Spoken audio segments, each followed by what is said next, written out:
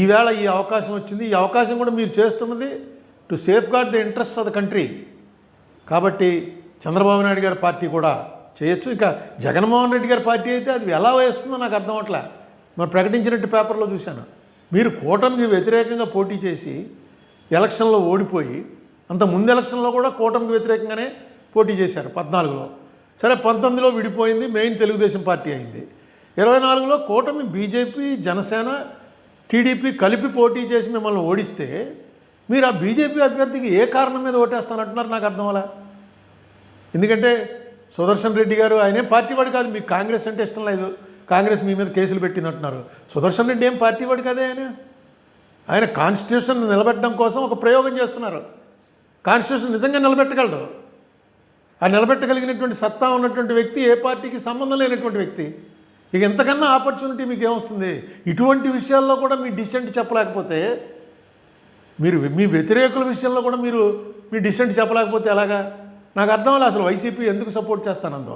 చాలా తప్పు. అసలు ఒక హోమ్ మినిస్టర్ స్థాయిలో ఉన్నటువంటి వ్యక్తి ఒక కోర్టు తీర్పుని వ్యతిరేకించవచ్చు, నువ్వు తప్పేం లేదు.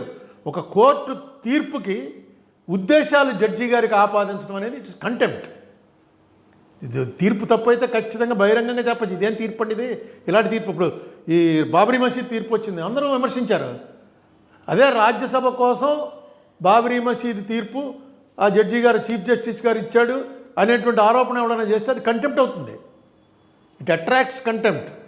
ఈయన చేసింది అయితే చాలా దారుణం. ఈ పార్టీకి అసలు పార్లమెంట్లో దాని మీద చర్చ జరగాలి. తర్వాత పార్లమెంట్ మీటింగ్ అవ్వలేదులా ఉంది. ఒక home minister, deputy prime minister హోదా ఉన్నటువంటి ఒక స్థాయి ఉన్నటువంటి ఒక వ్యక్తి సల్వాజుడుం అనే దాని మీద ఆయన ఇచ్చినటువంటి తీర్పు, ఆ తీర్పును విమర్శించవచ్చు. కానీ ఆ తీర్పు ఈయన ఇచ్చాడు, ఈయన కూడా నక్సలైటే అనేటువంటి ఆరోపణ చేశాడంటే ఎక్కడ పోతున్నామండి మనం?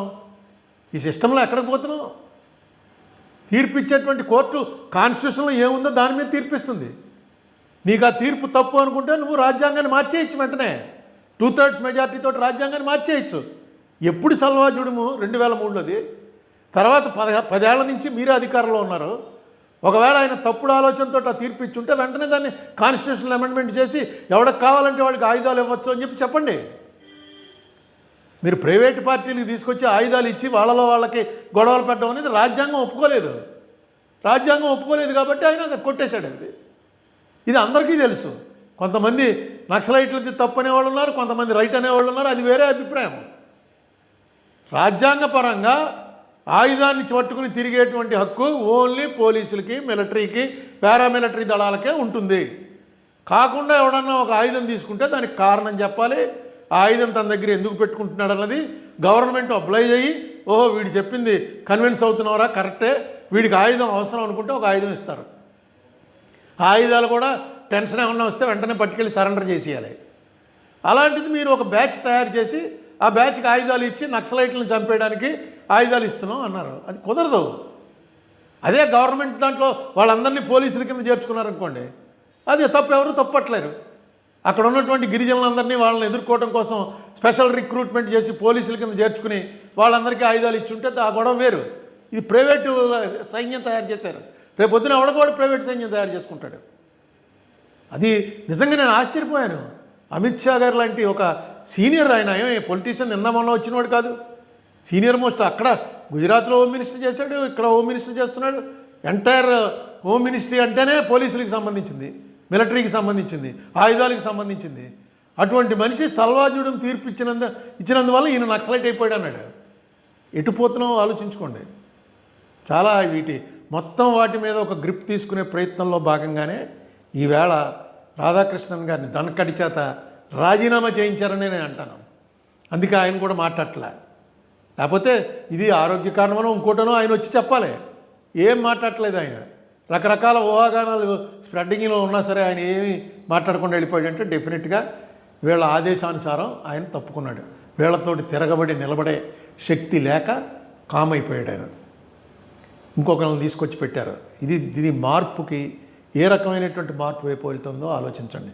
ఒక్క విషయం మర్చిపోకండి, ఆర్ఎస్ఎస్ అనేటువంటి మాతృ సంస్థ, దానికి సంబంధించినటువంటి బైబిల్, భగవద్గీత, ఖురాన్ ఏంటంటే పాంచజన్యం అని తెలుగులో ఉంది, బంచ్ ఆఫ్ థాట్స్ అని గురూజీ గోల్వాల్కర్ గారు ఏదైతే రాశారో అదే ఆదర్శం. వరసగా దాన్ని అమలు చేసుకుంటూ వస్తున్నారు. దాంట్లో ఆయన క్లియర్గా రాశాడు, ముస్లిమ్స్ క్రిస్టియన్స్ ఈ దేశంలో ఉండటానికి అర్హత లేదు అని రాశాడు ఆయన. అలాగే సోషలిస్టులు అంటే కమ్యూనిస్ట్ పార్టీ వాళ్ళు కానీ, ఇందిరాగాంధీ కానీ, వీళ్ళందరూ సోషలిస్టులు జయప్రకాష్ నారాయణ గారు కానీ, వీళ్ళెవ్వరికీ కూడా ఈ దేశంలో ఉండేటువంటి హక్కు లేదు. ఇది మన బేసిక్ సనాతన ధర్మానికి ఇవన్నీ వ్యతిరేకం అని ఆయన చెప్పినటువంటి మాటలతోటి మీరు అంగీకరిస్తే టీడీపీ వారు కానీ, వైసీపీ వారు కానీ, బీఆర్ఎస్ పార్టీ వారు కానీ, ఆయన మన కేసీఆర్ గారి పార్టీ, మీరు వాటితో అంగీకరిస్తే ఈ ఎలక్షన్లో వేయండి. ఇదేదో వైస్ ప్రెసిడెంట్ ఏదో చిన్న ఎలక్షన్ అనుకోకండి. ఇలా వైస్ ప్రెసిడెంట్ కానీ ప్రెసిడెంట్ ఎలక్షన్ కానీ ఇప్పటివరకు భారతదేశంలో ఎప్పుడు రాలా. ఇది రాజ్యాంగ ఉండాలా, బీజేపీ ఉండాలా. బీజేపీ అనేటువంటి పార్టీ రాజ్యాంగాన్ని పక్కన పెట్టి ఈ దేశాన్ని పరిపాలించడానికి ఫస్ట్ మెట్టిది. ఇప్పటిదాకా డెమోక్రటిక్గా వచ్చారు. ఉన్నటువంటి వైస్ ప్రెసిడెంట్ని ఆల్మోస్ట్ పారిపోయేలా చేసి వైస్ ప్రెసిడెంట్ ఎలక్షన్ తీసుకొచ్చారు. ఈ తీసుకొచ్చింది కూడా వాళ్ళకి పూర్తి మెజార్టీతో ఉన్న టైంలో తీసుకురాలా, వాళ్ళు గ్యారంటీగా నెగ్గుతారన్న టైంలో తీసుకురాలా. మీరు కూడా వేస్తే కానీ నెగ్గని పరిస్థితుల్లో ఈ ఎలక్షన్ తీసుకొచ్చారు. ఆలోచన చేయండి. లేదు బీజేపీ వారి ఆలోచన కరెక్టు, ఆర్ఎస్ఎస్ ఆలోచన కరెక్టు, గురూజీ గోల్వాల్కర్ గారు చెప్పింది చాలా కరెక్ట్ అని అనుకుంటే వేయండి. నేను మిమ్మల్ని తప్పు పట్టలేను, జనసేన వారు కానీ. ఎందుకంటే మీరు ఆ పార్టీలో ఐడియాలజీలో ఇప్పుడు అలాగే బీజేపీ వాళ్ళు మా ఐడియాలజీ ఇదే అంటారు. ఆ ఐడియాలజీ ఇదే అన్నప్పుడు మనం ఏమనగలం?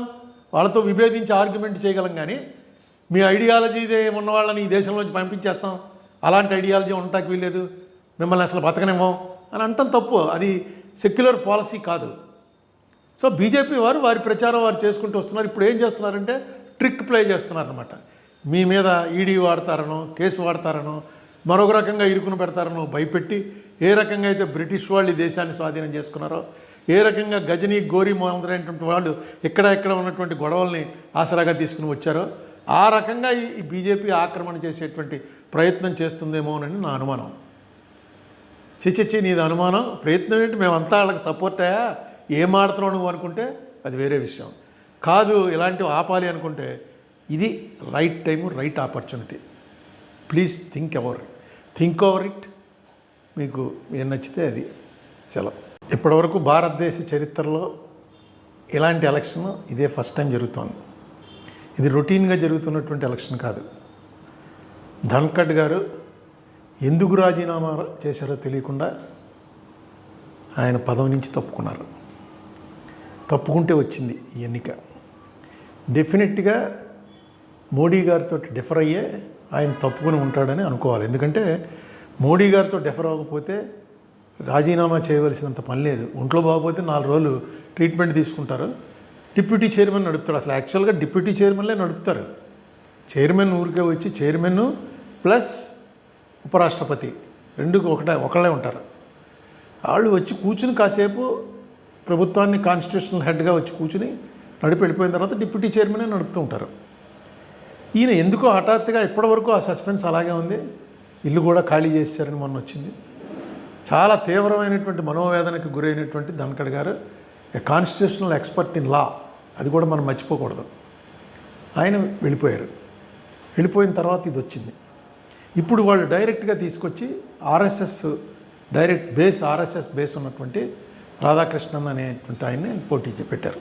తప్పు లేదు, ఎందుకంటే వాళ్ళు ఆర్ఎస్ఎస్ డైరెక్ట్గా బీజేపీ వారిది ఇందులో ఏ తప్పు లేదు. బీజేపీ వారు వారికి వ్యతిరేకించిన వాళ్ళు ఎవరినైనా సరే శిరచ్ఛేదం చేస్తారు.